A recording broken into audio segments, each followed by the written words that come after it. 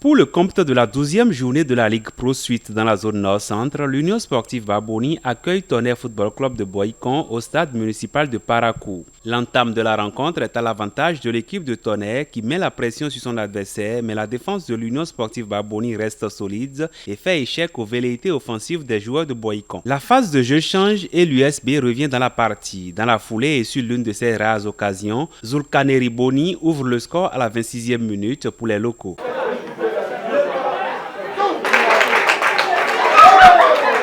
Galvanisés par ce but, les protégés du président Fawaz Din Baboni continuent par pousser et quelques minutes avant la pause obtiennent un deuxième but.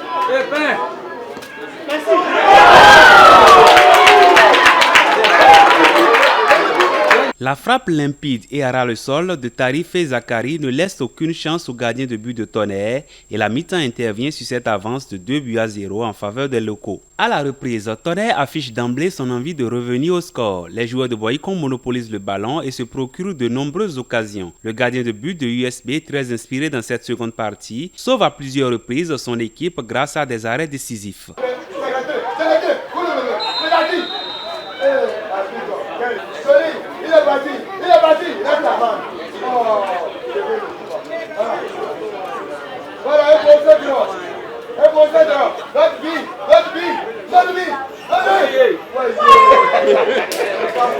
À force de pousser, les visiteurs finissent par trouver la faille.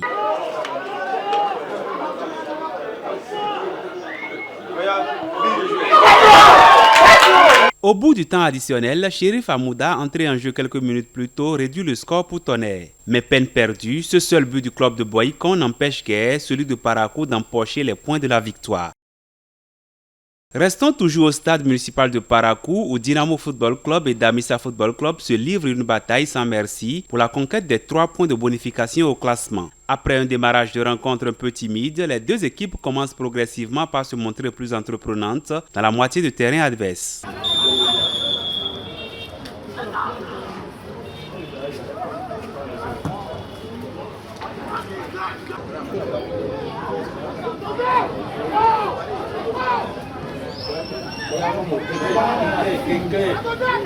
À la 26e minute, Ganiou Orubata ouvre le score pour Dynamo.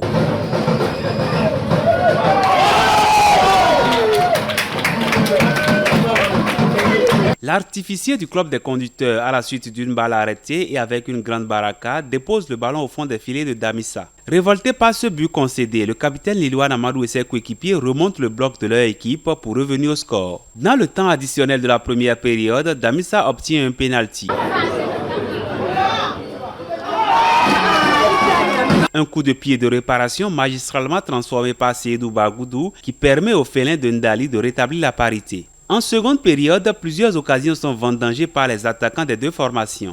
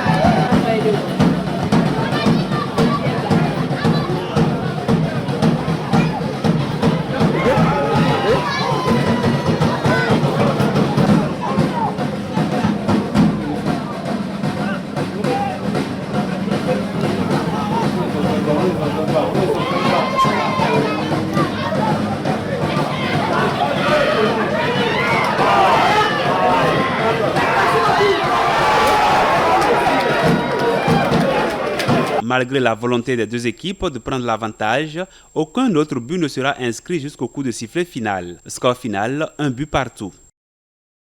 À Lokossa, Soleil Football Club est enfin sorti de sa longue hibernation et ce sont les coéquipiers de Sabiyo Mouizou qui sont ses premières victimes. Mené 2-0, Real Sport réduit la marque en fin de partie. Énergie Football Club domine l'équipe de Komé par la plus petite des marques et à domicile, les Dynamicains de Djougou manquent d'accrocher Takouné Football Club. Score final 2-3. Avec cette nouvelle victoire, le club de Kandik conforte sa première place, suivi de l'AS Tonnerre et de Dynamo de Parakou. La grosse surprise de cette 12e journée vient de Soleil Football Club qui quitte pour une fois la zone rouge, mais le sursis demeure.